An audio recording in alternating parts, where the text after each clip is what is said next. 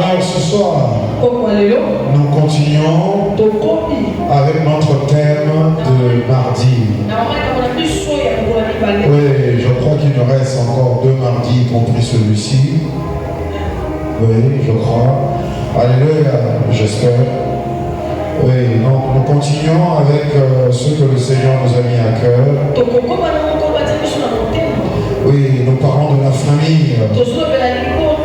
Oui, le premier mardi du mois, on a défini la famille selon les Écritures ou selon la pensée de Dieu.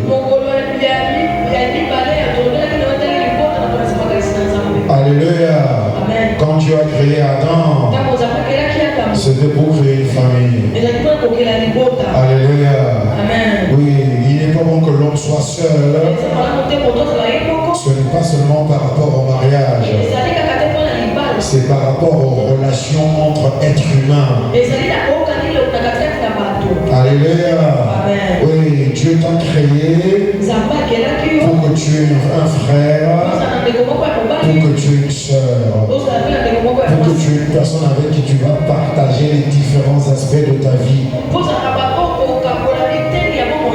Donc on a défini la famille selon la parole de Dieu. Le dimanche qui a suivi, on a défini le Père selon la parole de Dieu. Oui, alléluia. Et ce mardi-ci, nous allons définir la mère selon la parole de Dieu. Tout homme est créé pour être un père. Alléluia.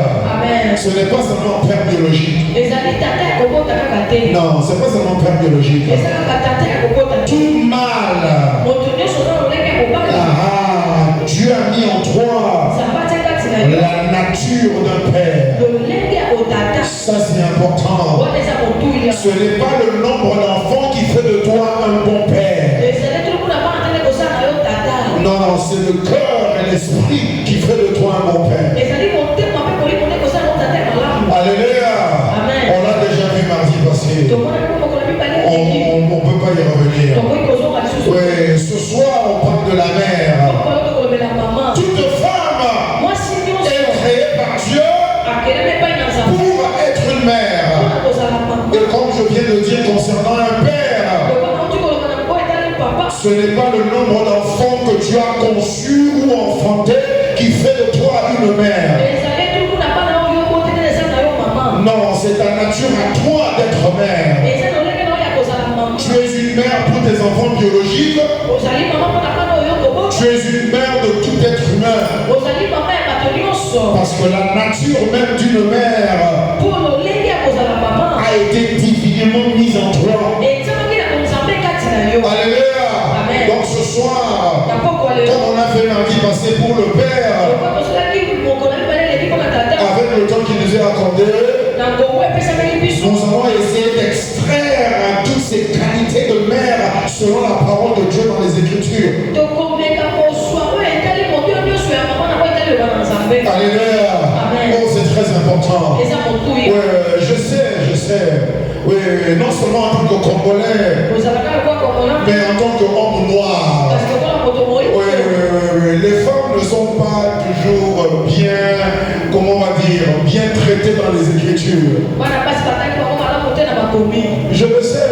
Oui, j'espère que tu le sais toi aussi. Oui, parce que si tu ne le sais pas, c'est que tu fais partie de ces hommes-là qui traitent mal les sœurs par les Écritures. J'espère que ce n'est pas ton cas. Alléluia. Donc nous allons voir qu'est-ce que Dieu pense de la femme qui est une mère. Et toute femme est une mère, qu'elle ait des enfants biologiques ou pas. Alléluia. Genèse chapitre 2 verset 22. Merci Seigneur pour ta parole au nom de Jésus. Amen. Genèse 2 22 à 24. Oui, Genèse 2 22 à 24. Merci Seigneur. L'Éternel Dieu forma une femme de la côte qu'il avait retirée de l'homme. Et Dieu a amené la femme vers l'homme. Et l'homme a dit, c'est pas Dieu qui a dit, C'est l'homme qui a dit, voici celle qui est os de mes os et chair de ma chair. On l'appellera femme parce qu'elle a été prise de l'homme. C'est pour cela que l'homme quittera son père et sa mère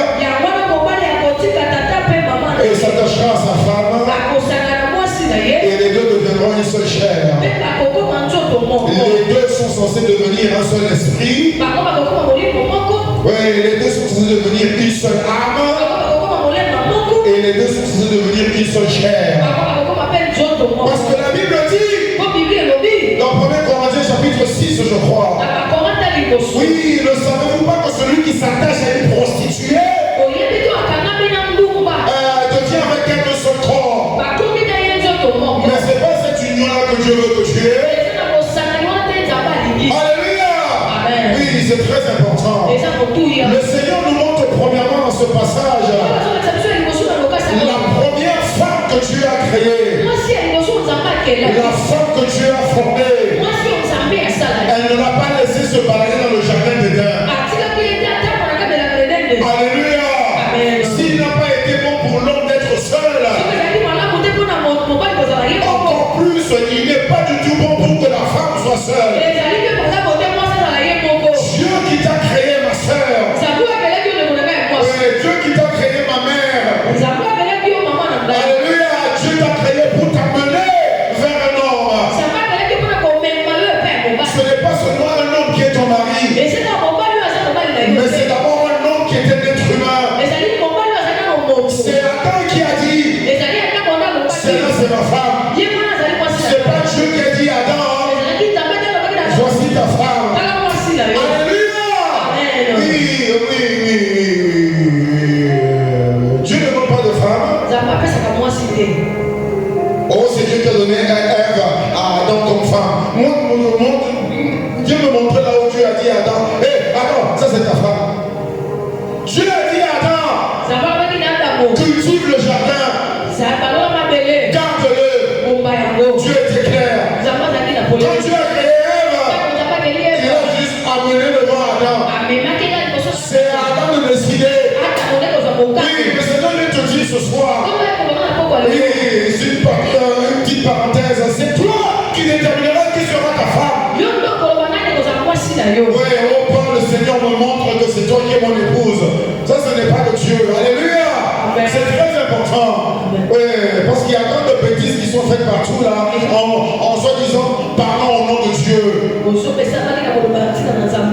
Seigneur a créé Ève. Il a tiré de Adam. Dieu n'a pas créé Ève avec une autre terre qu'il a prise à côté. Ça c'est très important.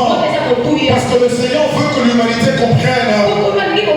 Tu ne peux pas dominer sans l'autre. Tu ne peux pas vaincre sans l'autre. Tu ne peux pas remplir ta mission sur terre sans l'autre. L'apôtre Paul le dit ainsi. Dieu est le chef de Jésus-Christ. Jésus-Christ est le chef de l'homme. L'homme est le chef de sa femme. Néanmoins,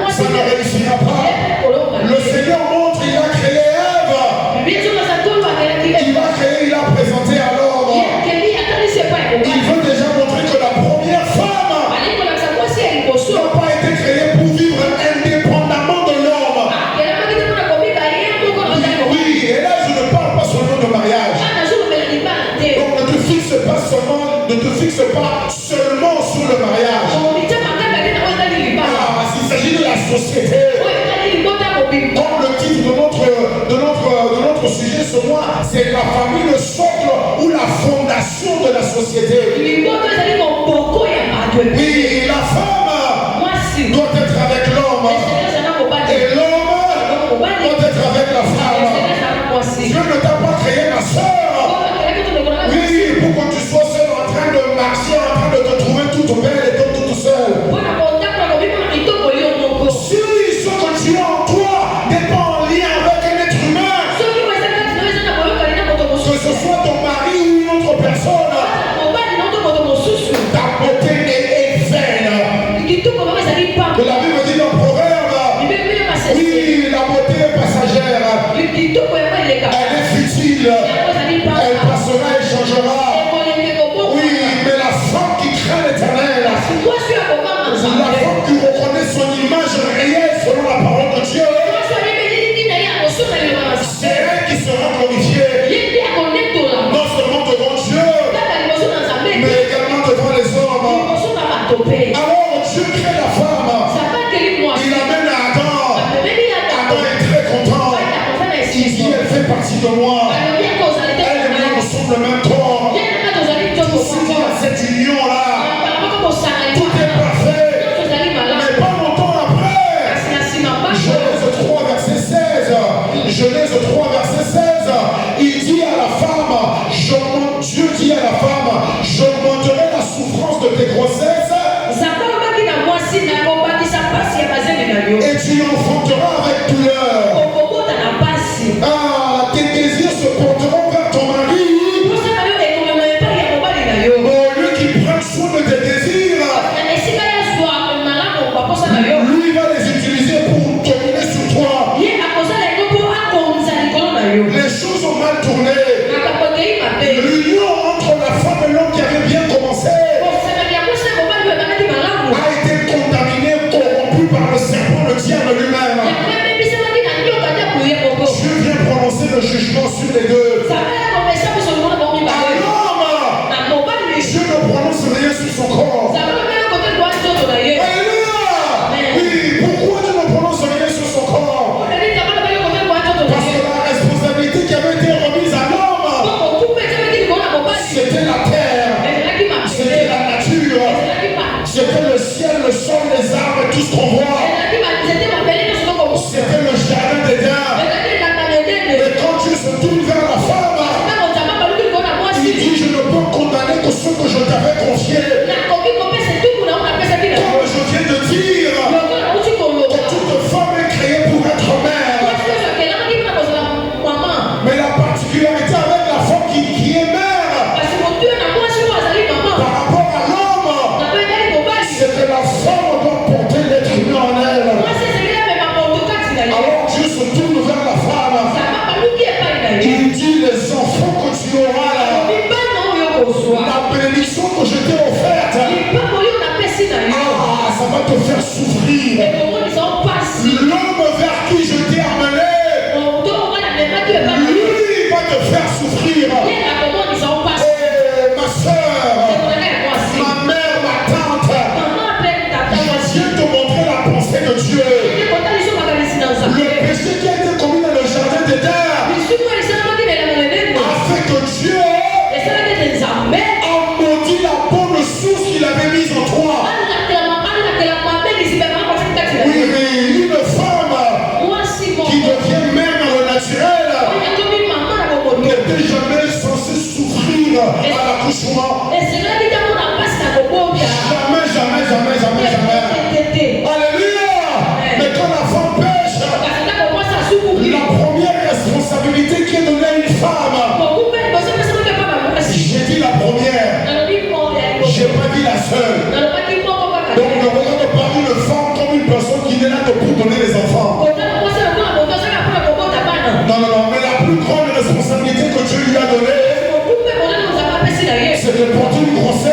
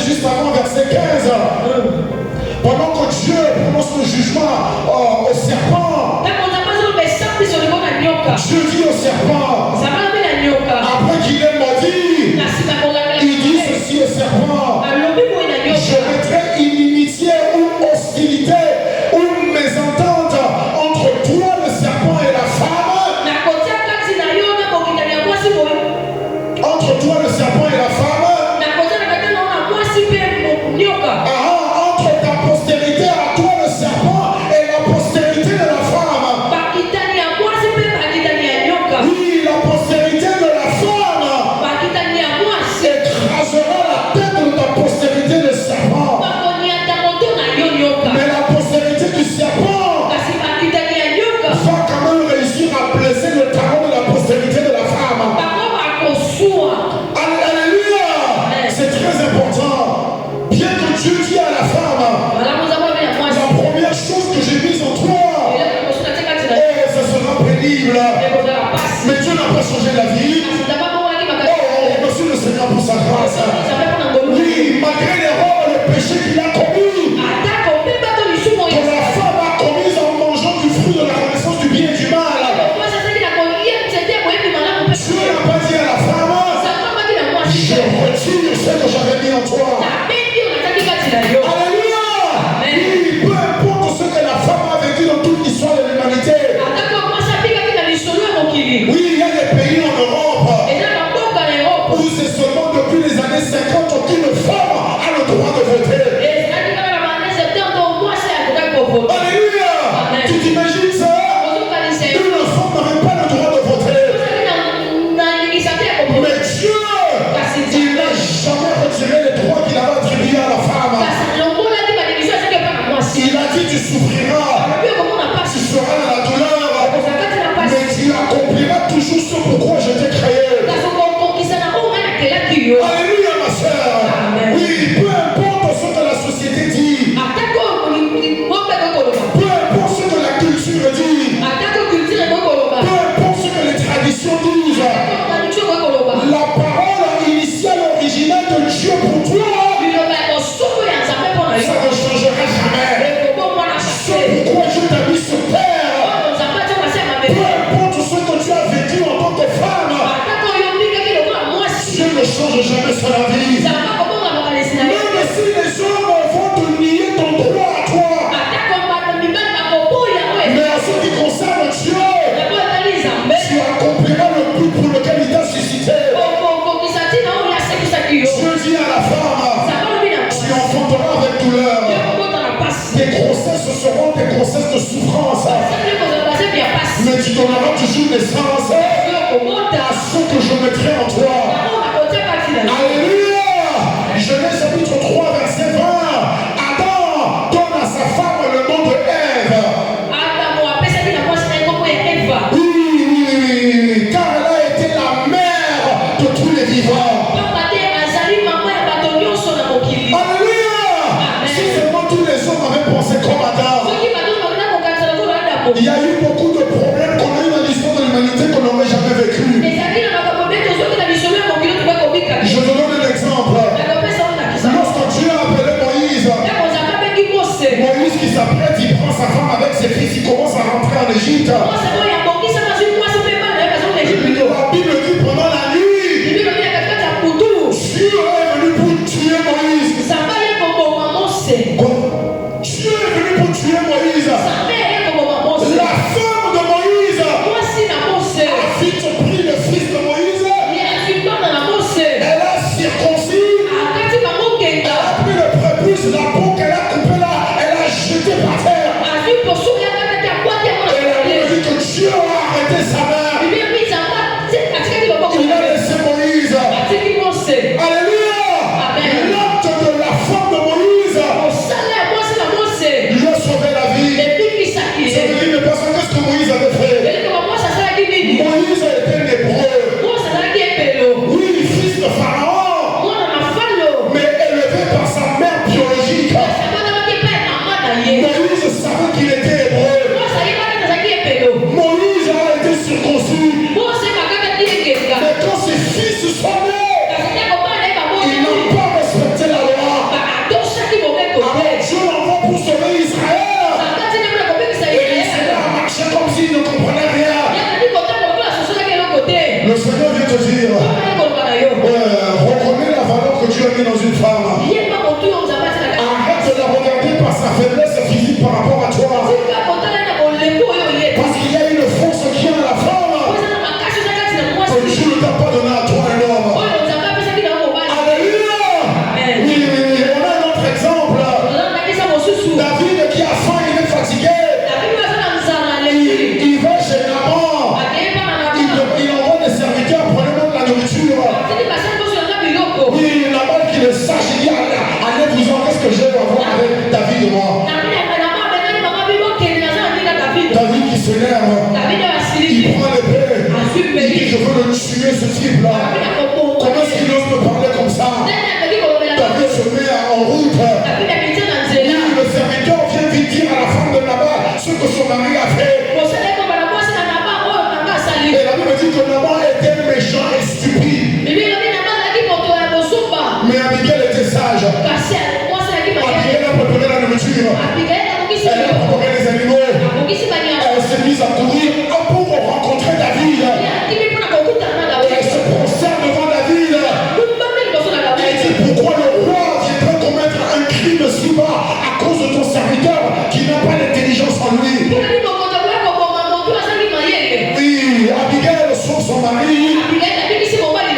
Dieu n'a pas pardonné d'abord. Il ne l'a pas pardonné. Quelques temps après, Naman a un arrêt cardiaque qui tombe, il meurt. Oui, et qui vient se présenter? David est venu chercher Abigail. Je prie pour toi. Quand tu ne laisseras pas une bonne femme à passer à côté de toi. Alléluia. Tu dois faire attention, mon frère, ma soeur. Oui, celle de Dieu amènera vers toi. Que ce soit ta mère, que ce soit ta soeur, que ce soit ta femme. Tu dois la prendre soin d'elle comme un vase précieux et fragile. Parce que la force de la femme, elle n'est pas physique, elle est mentale, elle est émotionnelle, elle est spirituelle, elle est aussi biologique à l'intérieur. Et je viens prier pour toi. Après qu'il s'est commis toutes les erreurs, avant qu'il regarde Ève, il dit, toi tu es la mère des vivants. Je dois te nommer en fonction de ta destinée.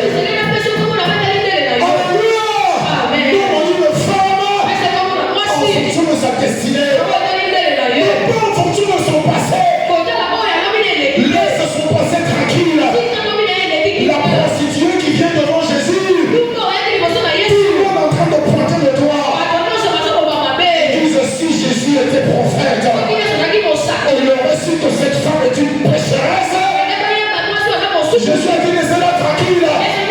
Laissez cette femme, parce que je suis entré dans votre maison. Vous ne pouvez pas donner de la voix. Vous n'allez pas laver mes pieds. Vous n'allez pas passer de l'huile sur ma tête. Mais cette femme, elle ne cesse de faire des bisous à mes pieds. Elle ne cesse d'essuyer mes pieds, mouiller et laver mes pieds avec ses larmes. Et elle ne cesse d'essuyer mes pieds avec ses cheveux. Oui, il faut que tu comprennes. Au temps de Jésus, les pieds étaient les parties les plus sales. Oui, c'est un pays désertique. Ils avaient des babouches. Et ils allaient partout à pied. Donc imagine à quel point les pieds sont sales. Mais la femme en train de nettoyer. Jésus n'a pas regardé son passé.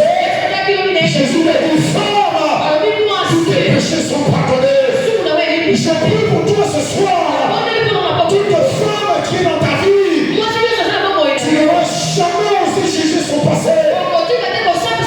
Parce que si c'était toi, je ne pense pas que tu aurais survécu. Judas, après sa faute, il n'a pas pu survivre. Il est allé se tuer. Mais la femme qu'on a attrapée en flagrant délit en plein adultère,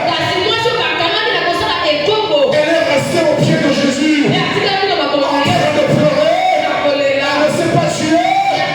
Je ne sais même pas s'il y a une femme dans la Bible qui s'est tuée. Oui, j'essaie de parcourir la Bible rapidement dans ma tête. Je ne trouve pas une femme qui s'est tuée. Mais les autres qui se sont tués, il y a quand même un nombre. Mais je prie pour toi. Tu seras le premier défenseur des femmes que tu amènes autour de toi. Peu importe leur passé, peu importe leur caractère, il y a une destinée divine qui est en elle. Et c'est à toi de le reconnaître et de le leur dire. Tu diras à ta femme, tu diras à ta mère, tu diras à ta soeur, tu es la mère des vivants. Tu es la mère de choses extraordinaires. Tu es cette femme puissante que Dieu va utiliser dans ce monde. Au nom puissant de Jésus-Christ. Au nom puissant de Jésus-Christ. Ève est la mère des vivants. Oui, le mot là, Ève, ça veut dire la mère des vivants. La femme, la mère qui produit la vie. Dieu n'a pas créé la femme pour la mort. Dieu n'a pas créé la femme pour les douleurs ni les souffrances. Bien que la conséquence de son péché par rapport à ses grossesses, c'est la souffrance. Mais sa raison d'exister, c'est pour donner naissance à la vie. Et je prie que tu le reconnaisses. Et que ça ne soit jamais trop tard dans ta vie. Galates chapitre 4, verset 26 à 27. On va quelque part, t'inquiète pas. On va quelque part. Galates 4, 26 à 27. Mais la Jérusalem dehors, c'est notre mère. Il est écrit, réjouis-toi stérile, toi qui n'enfantes pas, éclate et pousse des cris de joie. Toi qui n'as pas éprouvé les douleurs, les souffrances de grossesse et d'enfantement. Car les enfants de celles qui étaient délaissés, abandonnés, méprisés, ils seront plus nombreux que les enfants de celles qui étaient mariées. Le Seigneur vient dire à la femme, peu importe ce que tu subis, ce que moi, ton Créateur, j'ai mis en toi, c'est ce qui va arriver. Parce que le nom qui t'a donné, c'est pour tous de la vie. Et ce n'est pas seulement la vie humaine. La femme donne la vie à tout. Que quelqu'un me dise amen. Oui, la femme donne la vie à tout. Achète-toi une belle maison. Oui, mets toutes les décorations dans ta belle maison. Et des choses extraordinaires. Oui, je te dis, s'il n'y a pas de femme, ça ressemblera à un cimetière. Oh, mais le jour où la femme va entrer, parce qu'elle est porteuse de la vie. La femme, elle est la couveuse que Dieu a placée sur terre. Tout ce qui sort d'elle en parole, en pensée, en action, ce n'est que la vie et la vie. C'est pour ça que Dieu vient nous dire dans Galates, Dieu qui est notre Père, il a formé le premier homme quelque part. Oui, Jérusalem est une ville intéressante. Si tu vas lire dans Ézéchiel chapitre 16, tu vas voir ce que Dieu dit sur Jérusalem. Oui, Jérusalem appartenait aux Cananéens.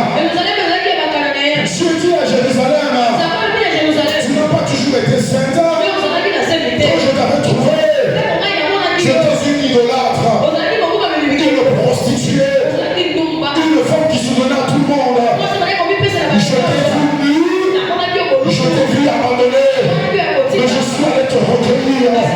Je t'ai lavé purifié pour faire de toi ma femme, afin qu'à travers toi, je puisse donner la vie à une nation.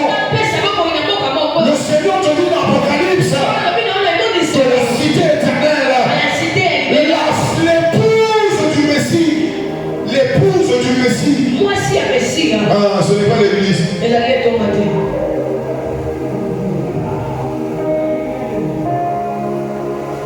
Comment la chanson? Nabala Yesu, Nabala Yesu, Namote Mananga. Non, Obala Yesu. L'épouse de Jésus-Christ, c'est la nouvelle Jérusalem, la cité de Dieu. C'est elle que Dieu a préparée. J'ai pas le temps d'expliquer. Mais si tu fais quelques études, tu finiras par comprendre.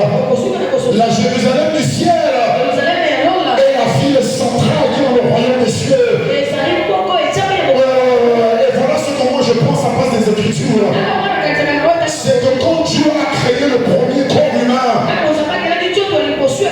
qui n'est pas le corps d'Adam, mais qui est le corps de Jésus-Christ. Adam a été créé selon le modèle de Jésus-Christ.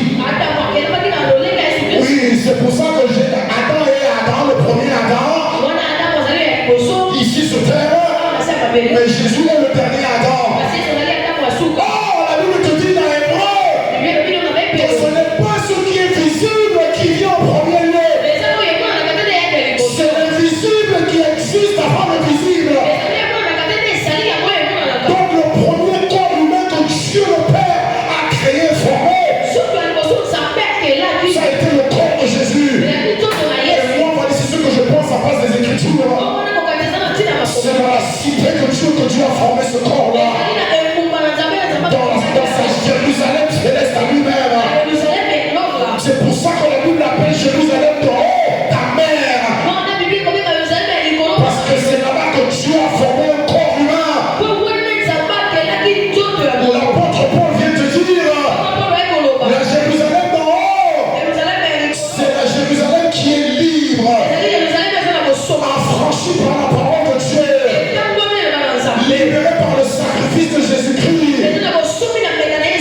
racheté par le sang de Christ, ramené, réconcilié à Dieu le Père lui-même.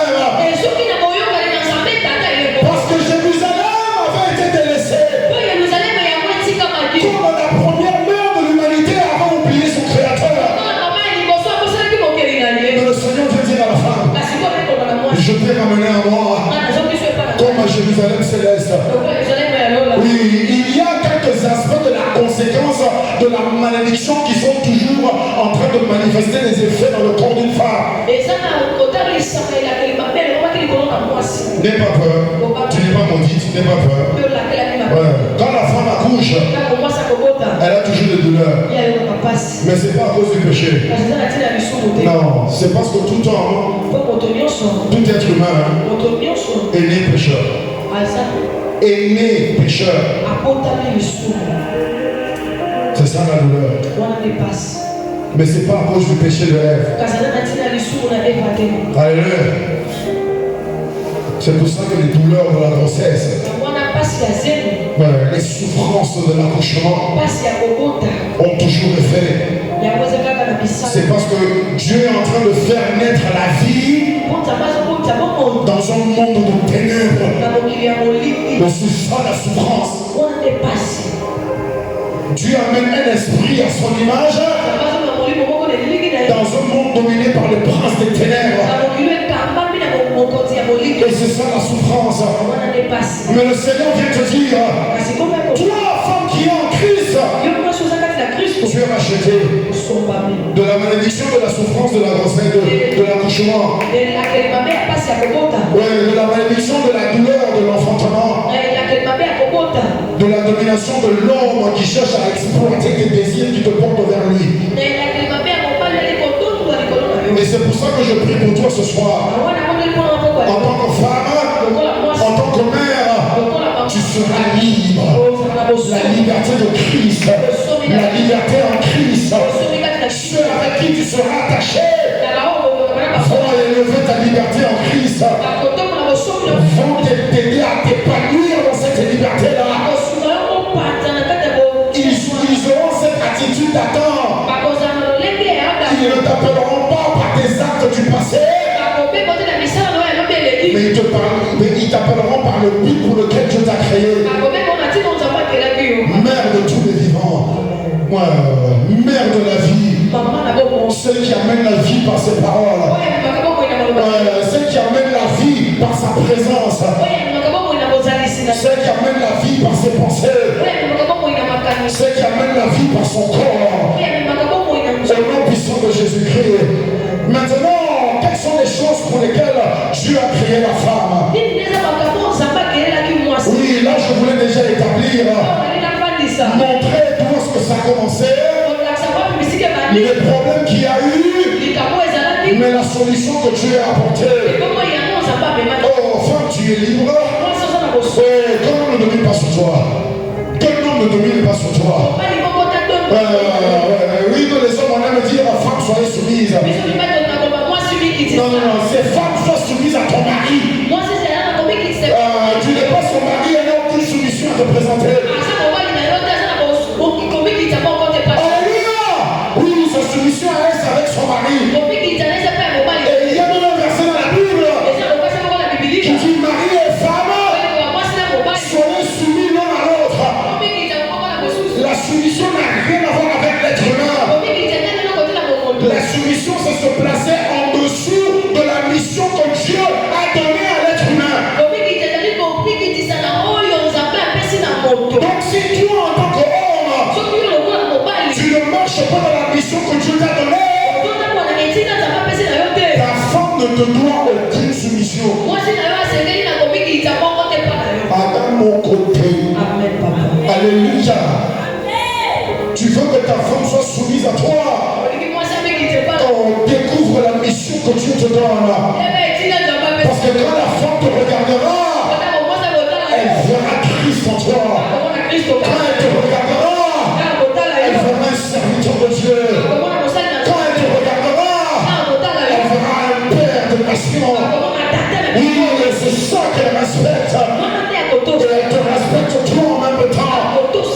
Mais si elle te regarde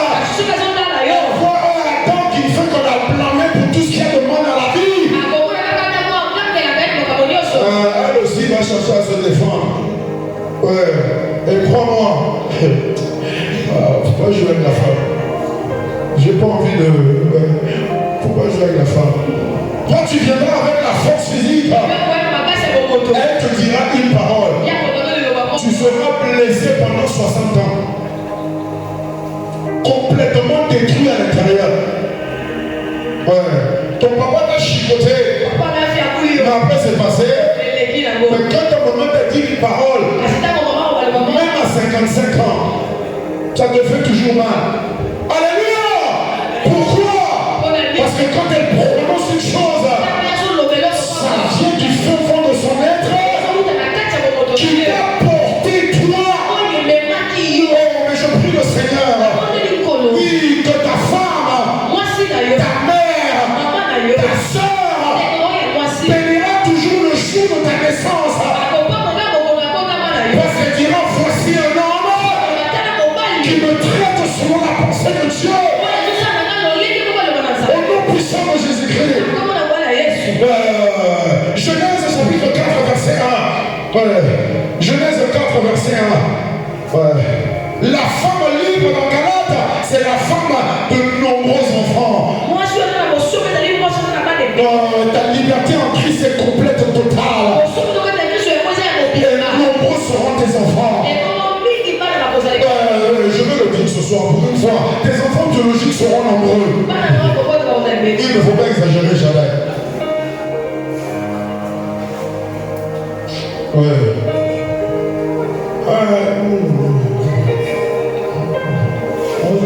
À débattre. À débattre. Tes enfants dans la foi, ils seront nombreux. Tes enfants dans la société, ils seront nombreux. Tout enfant, tout homme, toute personne qui t'appellera maman, c'est parce qu'ils auront reçu quelque chose d'une mère venant de ta part. Peu importe ton âge, quand tu parles, c'est la vie qui sort de ta bouche. Je prie que ce soit ton partage. Ne regarde pas ta jeunesse. Oui, parce qu'au temps de Jésus-Christ, on te mariait dès que tu deviens femme. Vous comprenez ce que je dis? Je ne peux pas expliquer. Voilà, dès que tu deviens femme, tu es marié. Non.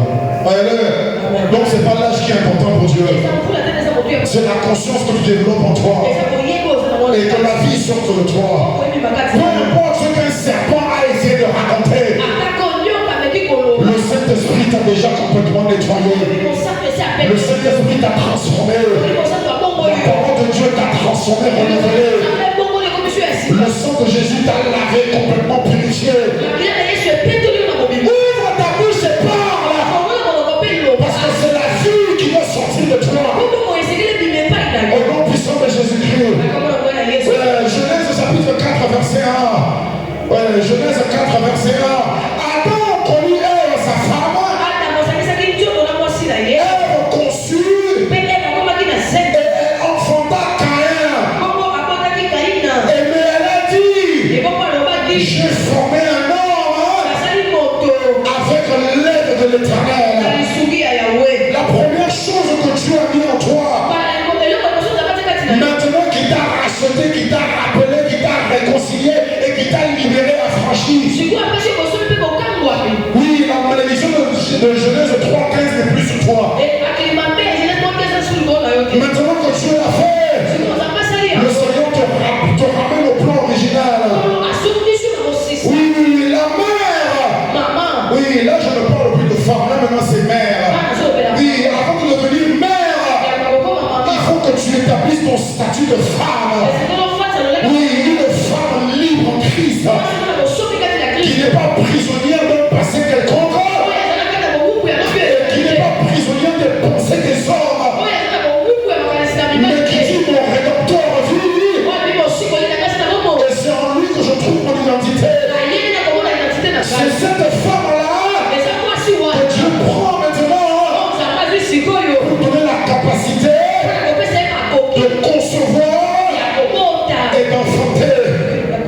Alléluia. Oui, concevoir et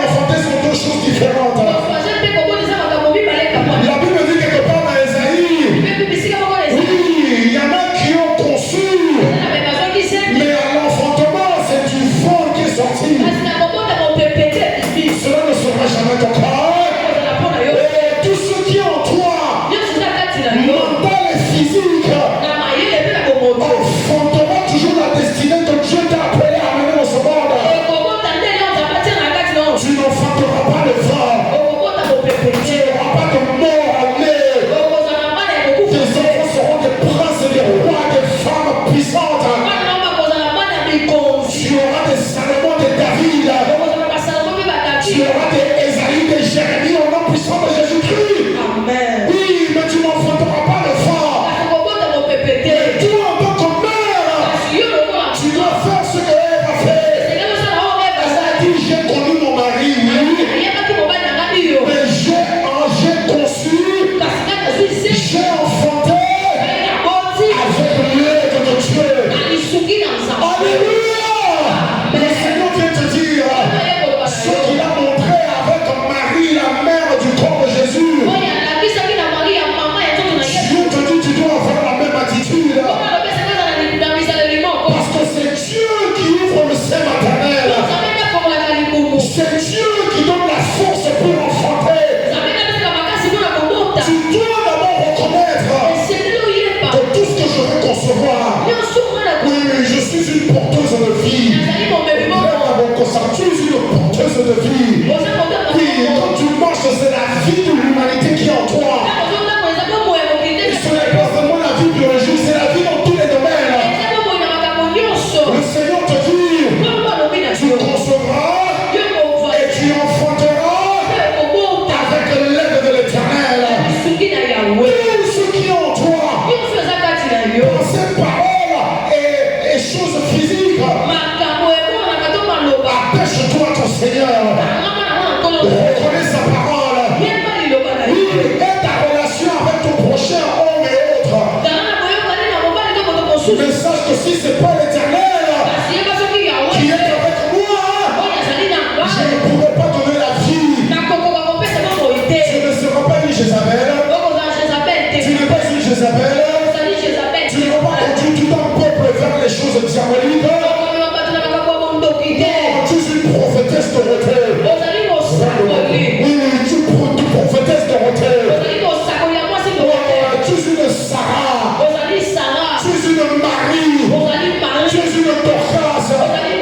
Au nom puissant de Jésus-Christ, tu n'es pas la femme de Job. Tu ne vas pas prononcer la mort à ton mari. Tu ne diras pas à ton mari, tout ce que tu fais ne réussit pas. Maudit Dieu et meurt.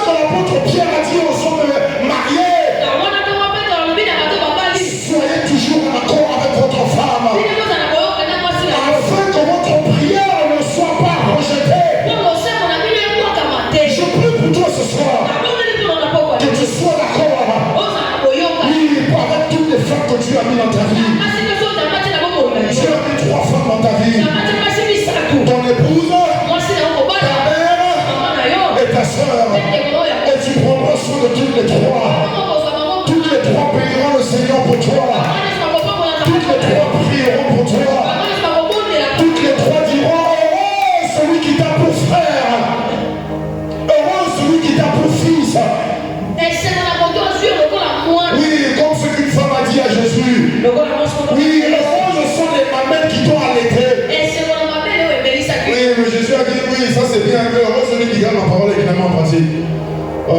Ça c'est important, mais heureuses sont les femmes qui te connaissent. Ces femmes prononceront la vie sur toute ton existence. La Bible dit, il y a un enfant qui est sérieux, qui est sage, fait la joie de son père. Mais un enfant est censé faire le chagrin de sa mère. Oui, je prie pour toutes nos soeurs ici. Votre corps n'aura jamais question ou besoin ou situation où elles vont éprouver le chagrin en eux. Non, ça sera la joie en toi. Parce que tu concevras et tu enfanteras la vie avec l'aide de l'Éternel. Rapidement, 1er Roi chapitre 7 verset 12. Tu es créé par Dieu pour concevoir et enfanter. Concevoir des idées, construire des empires, faire des choses extraordinaires. Élever des enfants, prendre un petit qui ne sait pas lire et faire de lui un président de la République. C'est ça que Dieu t'a appelé à faire. Ne te sous-estime pas. Ce n'est pas ton éducation qui fait de toi une mère. Non, c'est quand je passe à Dieu pour reconnaître que c'est avec son aide que je vais concevoir et enfanter. C'est avec l'aide de Dieu. 1er Roi 17, 12. 1er Roi 17, 12. Et elle répondit, l'Éternel ton Dieu est vivant. Je n'ai rien de cuit, je n'ai qu'une poignée de farine dans un pot et un peu d'huile dans une cruche. Et voici, je ramasse 2 morceaux de bois. Ensuite, je vais rentrer chez moi, préparer cela pour moi et mon fils. Nous allons manger et après nous allons mourir. La deuxième chose que Dieu a mis dans la femme, c'est que la femme nourrit son enfant. Oui, peu importe la circonstance, peu importe la situation, même à ton dernier souffle, l'instinct d'une femme, c'est toujours de nourrir son enfant.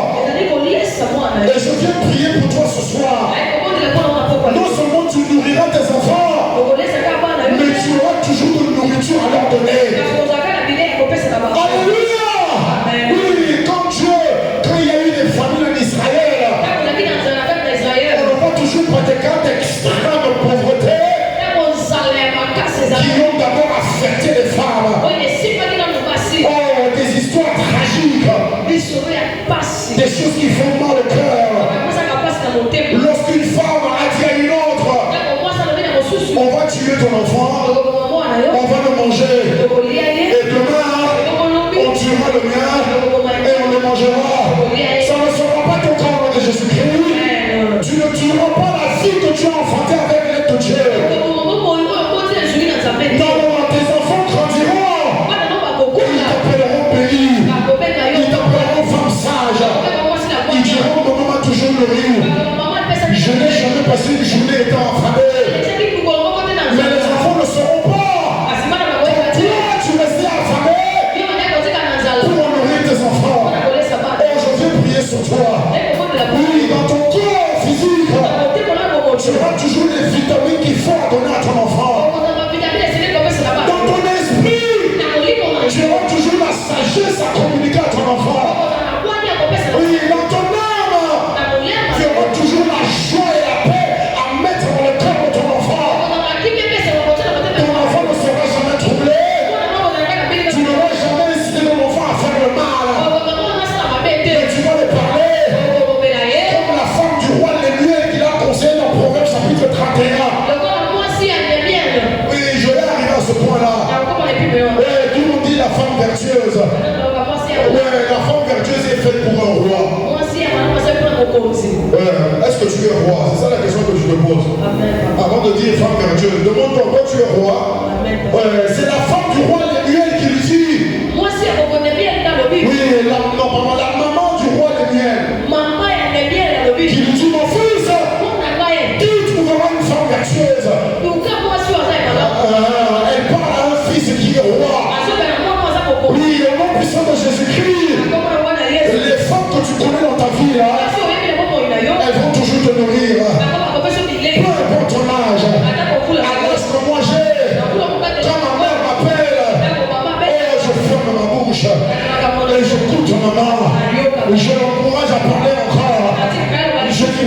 je t'écoute. Oui, maman, qu'est-ce que tu veux dire d'autre? Je prie au nom de Jésus-Christ. La femme que tu es, oui, elle sera toujours la mort que Dieu t'a appelé à être. De ton sein sortira toujours la nourriture de la vie. La nourriture qui donne la vie, qui donne la santé, qui donne l'intelligence. Exode chapitre 2, verset 7 à 10. Ouais, Jean-Jacques, dépêche-toi. Exode 2, 7 à 10.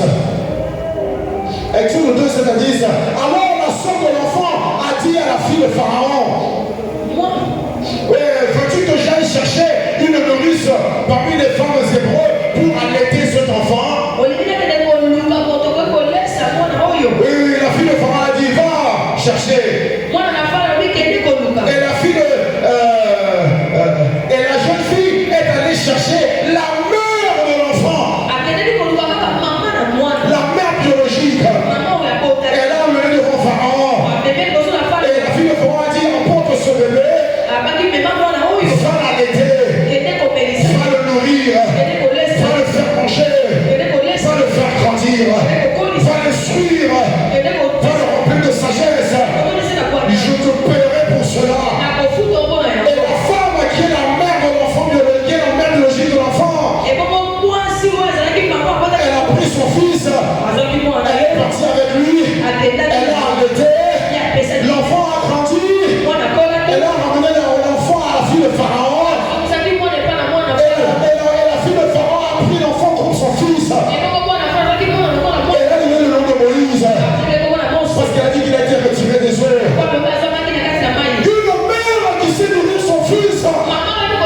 Ne le perdra jamais. Alléluia. La Bible dit, instruis l'enfant,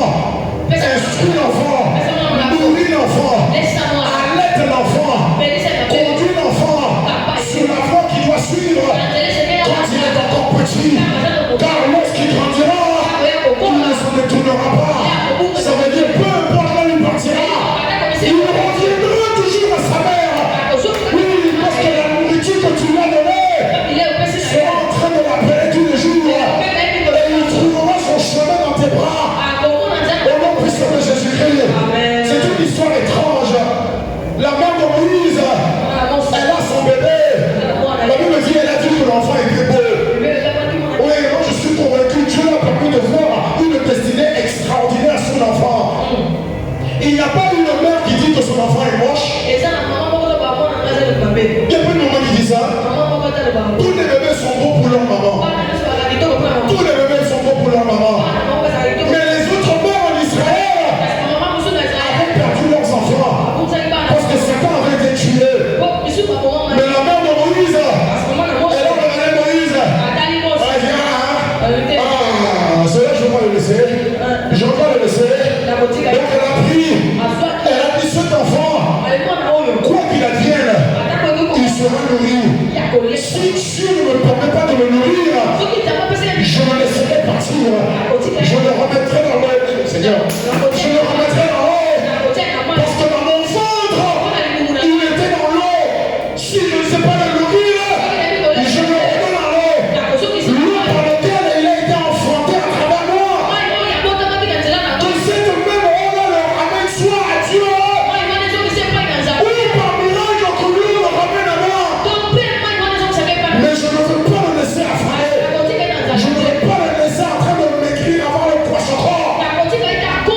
Elle a mis l'enfant dans l'eau. Elle a laissé partir. La Bible dit, la sœur de Moïse qui le suit. Oui, comme par hasard, par coïncidence, selon la volonté de Dieu, l'enfant arrive devant la fille de Pharaon. Elle voit l'enfant. Elle voit que c'est un hébreu. Elle dit non, lui, on ne peut pas le tuer. Lui, il faut le garder.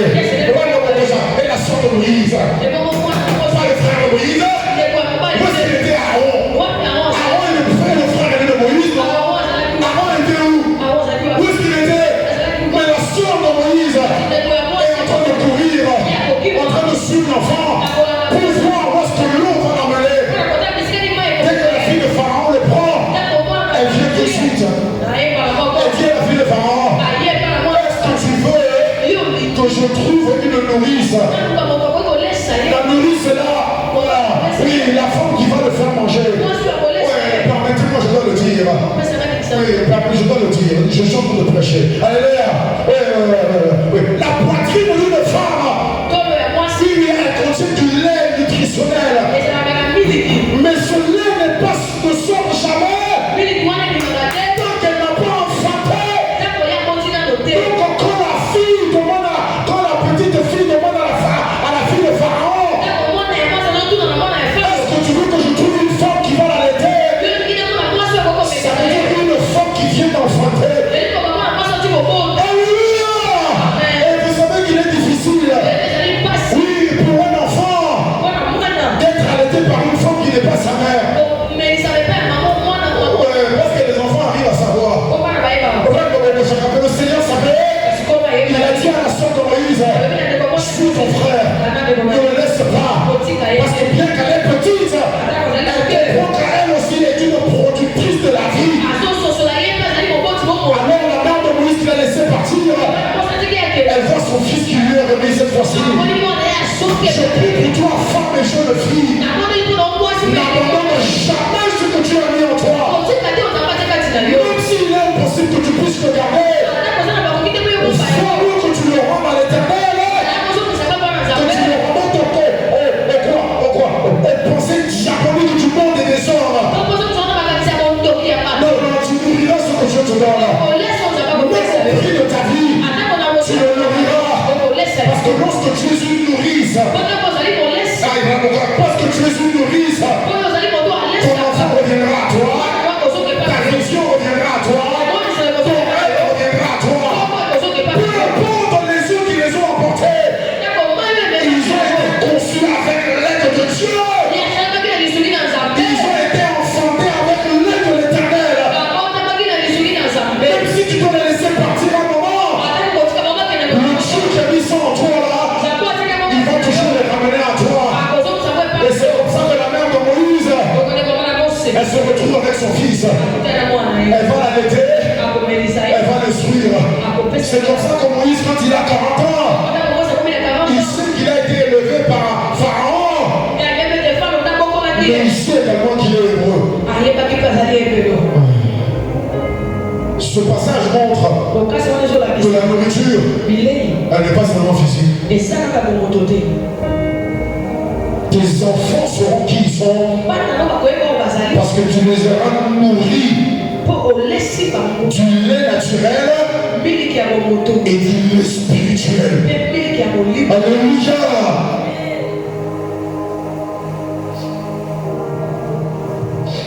Au nom puissant de Jésus-Christ. Exode chapitre 2, verset 2 à 3. Ça c'est toujours la mère de Moïse. Exode 2, verset 2 à 3. Cette femme devint enceinte et elle enfanta un fils. Elle vit qu'il était beau. Elle l'a caché pendant 3 mois. Nous ne pouvons plus le cacher. Elle a pris une caisse de jonc de bois, de paille. Elle a enduit de bitume. Le petit boudron là, machin. Elle a mis l'enfant à l'intérieur. Elle a laissé sur le bord du fleuve. Une mère protégera son enfant. Protéger, ce n'est pas seulement garder. Protéger, c'est aussi laisser l'enfant partir. Je prie pour toi, femme, que ton cœur soit le cœur de l'âne. Oui, après que tu aies reçu le Fils que Dieu t'a promis, mais tu reviendras lui rendre à Dieu. Parce que si tu le donnes à Dieu, Dieu te donnera des choses incroyables. La mère de Moïse, comme je l'ai dit tout à l'heure, elle a laissé l'enfant partir. Dieu l'a conçu. Je l'ai conçu avec l'aide de Dieu. Il a été gardé dans les eaux, dans mon corps. Je l'ai enfanté dans les eaux, par mon corps. Maintenant je le remets dans les eaux. Qui n'a qu'à retourner ce Dieu. Mais je ne laisserai pas mon enfant mourir. Je veux le protéger. Une mère protège son enfant. Une mère protège son rêve. Une mère protège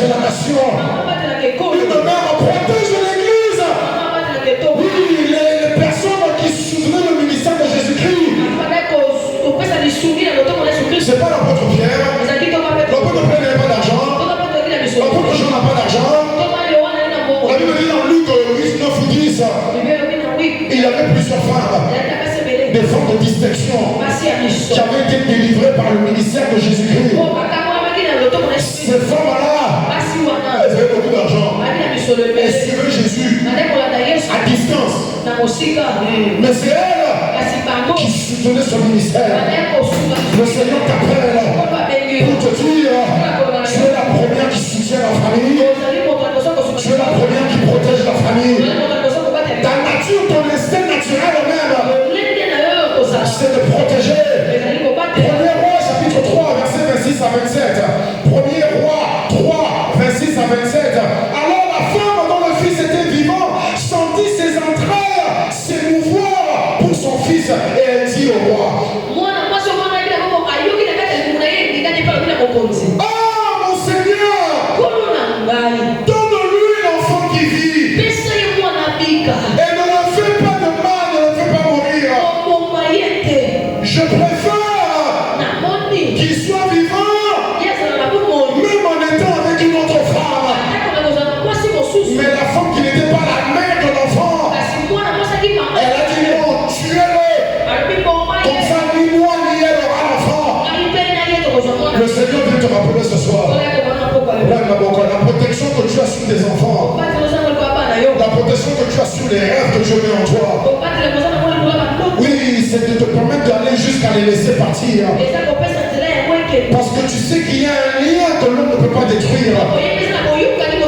De même qu'il y avait un cordon ombilical qui te reliait avec ton enfant quand il était dans ton sein. C'est de la même façon qu'il y a un cordon ombilical émotionnel. Il y a un cordon ombilical spirituel. Un enfant retrouvera toujours sa mère. Alléluia! Tu retrouveras toujours ta maman. Ouais. Reçois ce que je te dis. Laisse le Saint-Esprit faire ce qu'il doit faire. Commence pas à réfléchir. Parce que si la mère de Moïse avait réfléchi, Moïse n'aurait pas survécu. Si la femme à la première roi ici avait réfléchi, l'enfant aurait été coupé en deux. Femme que tu es, tu protégeras. Protéger, ça veut dire même laisser l'enfant partir. Parce que tu sais que dans cette vie, il n'y a rien qui est plus fort que l'amour d'une mère pour son enfant. Il y a pas.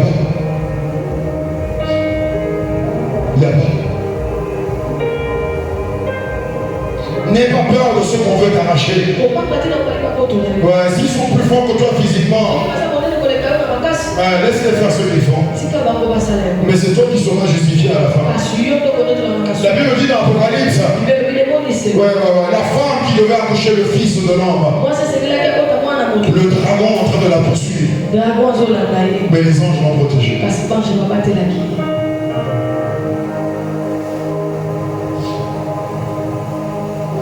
Tu protèges ce que Dieu a mis en toi. Tu ne le perdras pas. Tu ne le perdras pas. Matthieu chapitre 20, verset 20 à 23. Matthieu 20, 20 à 23. La mère de Jacques et Jean qui vient à Jésus et qui dit à Jésus, permets que mes fils soient à ta droite et à ta gauche dans ton royaume. Jésus dit alors, maman, tu ne sais pas ce que tu demandes. Est-ce que tes enfants pourront boire la coupe que moi je dois boire? Les enfants répondent oui, Jésus, on le boira. Hey! Et Jésus les regarde. Il dit oui, c'est vrai, vous allez la boire. Mais ce n'est pas moi de vous donner la place à gauche ou à droite. C'est à Dieu. La mère, elle prévoit l'avenir des enfants.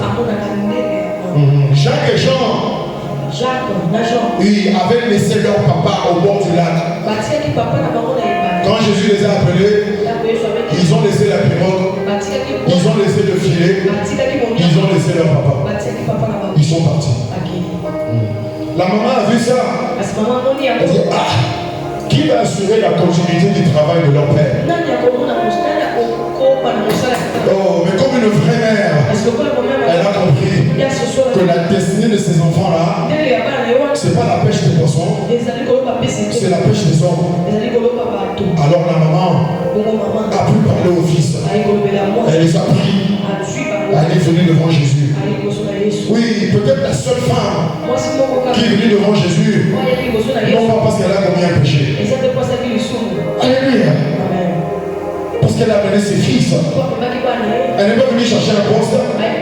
Elle n'est pas venue chercher de l'argent. Une position pour les enfants. Elle dit, permets que mes enfants soient d'abord à ma gauche. Jésus l'a répondu. Ouais. Qu'est-ce qui s'est passé avec Jacques et Jean? Jacques a été le premier disciple, le premier apôtre à être tué. Le premier qui entre dans la gloire avec Jésus. Alléluia. Jean a été le dernier des apôtres à mourir. Après avoir reçu la révélation de la fin des temps. D'une manière ou d'une autre, ils étaient assis à la droite et à la gauche. Je prie pour toi, femme et mère, que tes enfants, tu les emmèneras devant Christ pour demander qu'ils soient transformés en ce que Dieu veut faire d'eux. Tu ne désireras rien d'autre. Même si la volonté de Dieu pour eux réserve certaines souffrances, mais tu sauras qu'il n'y a qu'un seul avenir qui compte. C'est l'avenir de mes enfants auprès de Jésus-Christ. Oui, tu es la première qui amène tes enfants à l'église. Tu ne demanderas pas à tes enfants de venir prier. Tu amèneras tes enfants à prier. Tu diras à ton enfant, prie comme je prie là. Tu diras pas à l'enfant, non, tu dis à l'enfant, répète ce que je dis. C'est comme ça que tu l'amènes devant Jésus. C'est comme ça que tu me rends conscient de la place qu'il doit occuper.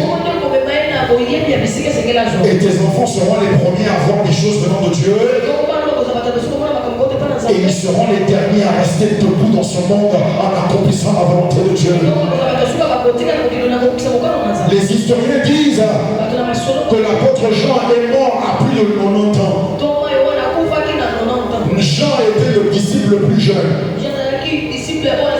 Et il est mort le plus vieux. Ça veut dire qu'il a vécu le plus longtemps. Oh, je prie pour toi, femme. Ouais, tes enfants seront toujours la tête. Et ils seront toujours le fondement de toutes choses. Au nom puissant de Jésus-Christ, ceux qui sont de toi contrôlent toutes choses dans le monde. À cause de ta prévoyance. Parce que tes yeux sont ouverts. Parce que tu vois ce à quoi tu as appelé tes enfants. Au nom puissant de Jésus-Christ. Et dernièrement, Proverbe 14, verset 1. Proverbe 14, verset 1. Oh, j'aurais aimé qu'on ait plus de temps. Mais voilà, je dois tout condenser, tout resserrer, tout résumer. C'est pas toujours facile. Proverbe 14, verset 1. Proverbe 14, verset 1. La femme sage bâtit sa maison. Mais la femme insensée la renverse de ses propres mains. Oh, tes mains bâtiront ta maison. Tes mains bâtiront l'église. Tes mains bâtiront la nation. Tes mains bâtiront le caractère des leaders de ce pays. Par la nourriture que tu leur donneras. Par la protection que tu leur donneras. Par la prévoyance, la vision de loin que tu auras sur leur existence. Au nom puissant de Jésus-Christ. La femme, toute femme, est appelée à être une mère. Et la mère, c'est pas seulement les enfants biologiques. C'est la fécondité, la productivité dans tous les domaines. Alléluia. Tu ne seras pas une femme. Tu ne seras pas une mère comme Léa qui a beaucoup d'enfants mais qui n'est pas aimée par son mari. Ça ne sera pas ton cas. Tu ne seras pas une femme comme Rachel qui est aimée par son mari mais qui n'arrive pas à avoir d'enfant. Ça ne sera pas ton cas. Au nom puissant de Jésus-Christ, tu seras aimé et tu seras fécond. Tu produiras des choses extraordinaires parce que tu es une mère porteuse de la vie, celle qui conçoit la vie et qui enfante la vie. Proverbe 31 verset 10 et on termine. Je vais juste lire le passage. Je n'ai même pas le temps de commenter. Le passage est assez clair. Mais je veux le personnaliser pour toi. Proverbe 31, verset 10. On y est? Gloire à Dieu. Qui peut trouver une femme vertueuse? Ah, t'as pas besoin d'aller loin. Tu n'as qu'entrer dans Cible. Au nom puissant de Jésus-Christ. Oui, je vois des femmes vertueuses partout. Qui sont adultes, qui sont enfants, qui sont bébés, qui sont dans le ventre. Tous vertueuses. Au nom puissant de Jésus-Christ. On n'a pas posé la question à Cible. On trouve des femmes vertueuses dans l'église de Dieu, le centre international de prière. Au nom puissant de Jésus-Christ. On trouve des femmes vertueuses dans ta vie autour de toi. Ta maman, ta soeur, ton épouse, toutes les femmes vertueuses. Au nom puissant de Jésus-Christ. Oui, tu as plus de valeur que des perles, que la richesse, que les bijoux. Non. L'argent ne peut pas se comparer à toi. L'argent ne sera pas comparé à toi. Oui, peu importe, même si c'est le coltan qui veut, je ne sais pas, ça n'a aucune valeur comparée à toi. Parce que le coltan ne produit pas la vie, mais toi tu produis la vie. Ta valeur restera supérieure au-dessus de toutes choses naturelles. Verset 11, le cœur de ton mari à toi. Il a toujours confiance en toi. Matin, midi et soir. Ton mari n'aura jamais de soupçon. Ton mari ne dira jamais ton téléphone, je vois qu'il vient de t'appeler. Jamais. Parce qu'il sait que le corps de sa femme est un corps de fidélité. Une fois que le corps de sa femme s'est attaché à son corps à lui, il n'y a rien qui peut le séparer. Au nom puissant de Jésus-Christ. Oui, et les produits ne te feront pas défaut. Les produits ne te feront pas défaut. La Bible dit, pour le psaume 112, je crois, 112, 120, 122, quelque part là-bas. Oui, que ta femme est une vigne féconde dans ta maison. Regarde, tu portes de vie dans tous les domaines. Oui, peu pour ta femme. Si tu ne l'as pas encore, remets-la entre les mains de l'Éternel. Dis Seigneur, prépare-la comme tu me prépares moi. Afin que lorsqu'on se rencontrera, que je sois le roi que tu m'as appelé à être et qu'elle soit la reine que tu l'as appelé à être. Oui, ta femme produira son fruit en sa saison. Même dans sa vieillesse, elle portera toujours du fruit. Même dans sa vieillesse, elle sera toujours admirée, elle sera toujours séduisante. Et comme me disent Amen, Sarah était âgée.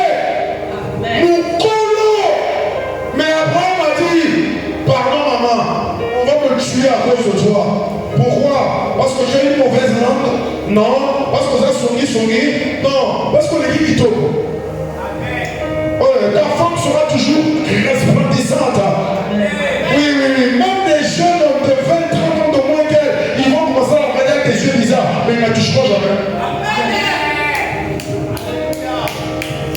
Les pharaons et Abimelech de ce monde vont toujours regarder ta femme avec des grands yeux, mais ils ne la toucheront jamais. Alléluia.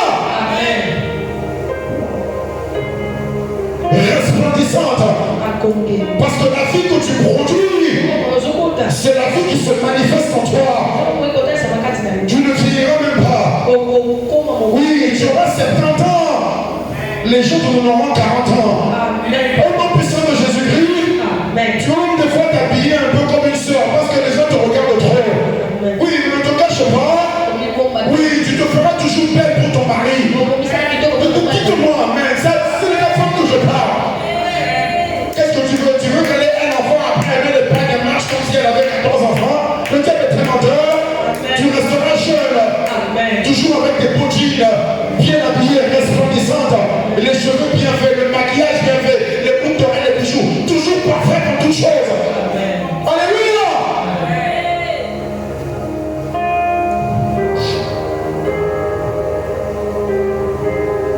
La femme vertueuse, la mère porteuse de la vie, elle te fera toujours du bien.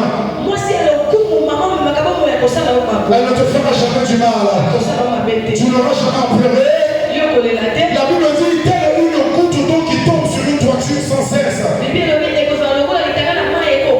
Oui, telle est une femme querelleuse.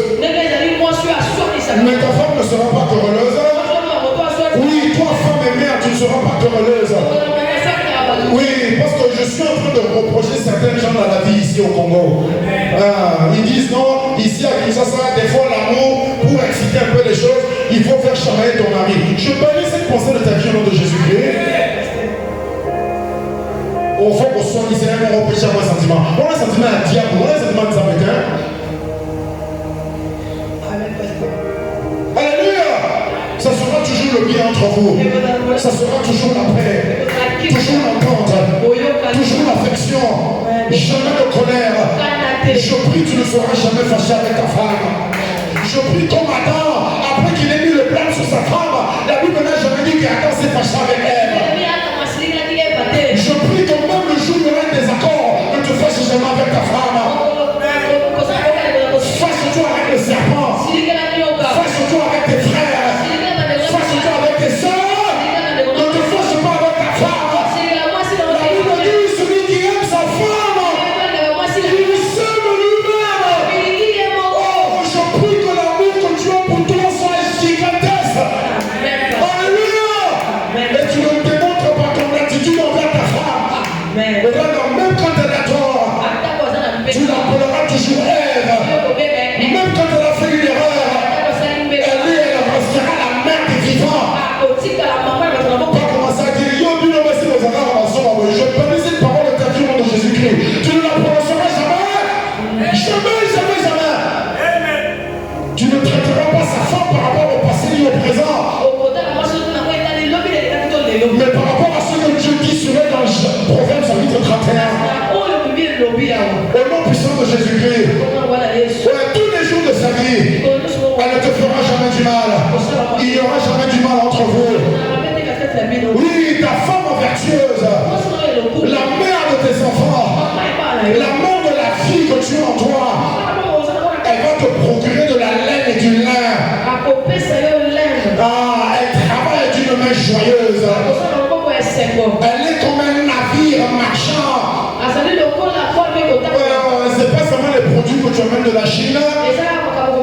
Toi-même, tu es plus grand que le bateau qui va prendre les produits en Chine. Au nom puissant de Jésus-Christ, voilà ce que tu as appelé ta femme. Ta femme est très intelligente. La Bible a dit, c'est pas qu'elle va chercher un bateau. Non, c'est qu'elle est le bateau par ses pensées. Elle sait appeler les richesses qui viennent de loin. Elle sait se connecter aux choses incroyables qui sont loin d'elle. Elle sait créer le pont entre elle et les richesses qui sont ailleurs.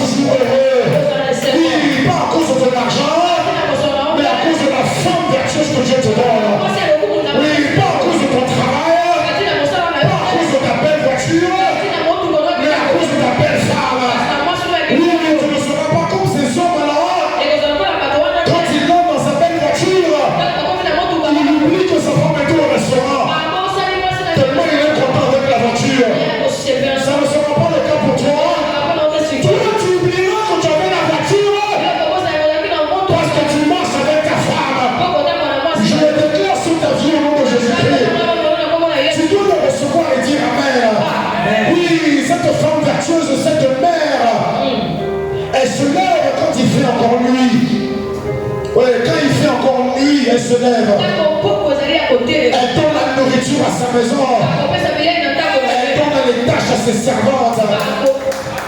Elle nourrit la maison. Elle nourrit la maison. Elle se lève quand toi tu dors, quand toi tu ronfles. Elle prépare ton avenir. Quand tu te réveilleras, tu vois le travail est fait, tu vois le business élu, tu vois les marchandises sont achetées. Tu dis mais comment est-ce que tu as fait ça? Elle te dit reste calme papa, mets-toi à l'aise et mange. Laisse-moi faire ce que tu m'as créé pour faire.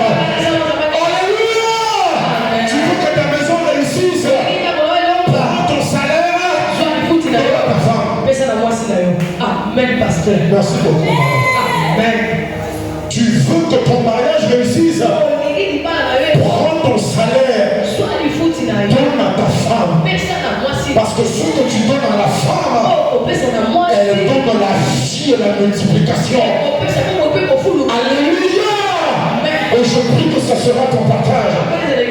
Au nom puissant de Jésus-Christ. Oui, elle donne des tâches à ses servantes. Oui, elle scinde de force ses reins. Elle a fermé ses bras. Elle sent que ce qu'elle gagne, ce qu'elle produit est de la plus haute qualité. Sa lampe ne s'éteint pas pendant la nuit. Elle est pleine de révélations de la parole de Dieu. Dieu lui montre l'avenir. Dieu lui montre ce qui arrivera. Elle met la main sur quelque chose. Et ses doigts sont toujours en train de travailler. Elle tend la main aux malheureux. Elle n'est pas égoïste. Elle ne garde pas pour elle-même. Elle vient en aide à tout le monde. C'est pour ça que partout dans le quartier, tout le monde l'appelle maman. Parce qu'ils ont été nourris par elle. Tout le monde l'appelle maman. Parce qu'ils ont été protégés par elle. Tout le monde l'appelle maman. Parce qu'ils ont reçu la vie à travers ses paroles. Et ça sera ton corps nom puissant de Jésus-Christ. Toute sa maison est bien entretenue. Elle fait des couvertures. Elle a des beaux vêtements. Son mari est considéré aux portes. Oh, je prie pour toi, ma soeur, au nom de Jésus-Christ. La gloire de ton mari, ça sera toi. Alléluia. Oui, on parlera de ton mari à cause de ce que tu es, à cause de ce que toi tu fais. Ne baisse pas les bras. L'homme a cru que c'est lui qui dirige tout. Non, c'est en toi que tu as mis la vie. L'homme a ses fonctions à lui, mais toi tu as tes fonctions à toi. Garde ta place pour être sûr que ton mari soit honoré. Ton mari sera honoré. Ton père sera honoré. Tes frères seront honorés. Au nom puissant de Jésus-Christ, elle fabrique des chemises et elle les vend. Lorsque son mari s'assied avec les anciens, les grands du pays, on leur dit que toi tu es plus grand que nous. Pas à cause de ton argent, mais à cause de ta femme. Ta femme sera le plus grand trésor de ta vie. Et il n'y a rien que tu possèdes que tu mettras au-dessus de ta femme. Je prie pour tout le nom de Jésus-Christ. Reconnais cette femme que Dieu t'amène. Reconnais cette œuvre que Dieu t'apporte. Parce que c'est à travers elle que Dieu te communiquera une vie que tu ne trouveras nulle part ailleurs. Elle veille sur ce qui se passe dans sa maison. Elle ne mange pas le pain de paresse. La femme n'est pas paresseuse. Si elle est paresseuse, c'est parce que toi tu n'as pas la vision de Dieu pour ta vie. Oui, elle est ton aide semblable. Mais l'aide qu'elle t'apporte, l'aide qu'elle doit t'apporter, c'est par rapport à la mission que Dieu t'a donnée. Tu veux que ta femme t'aide, montre-lui la mission que Dieu t'a donnée. Mon frère, tu seras choqué. Amen, papa. Tu seras choqué. Et je prie que ce soit ton partage.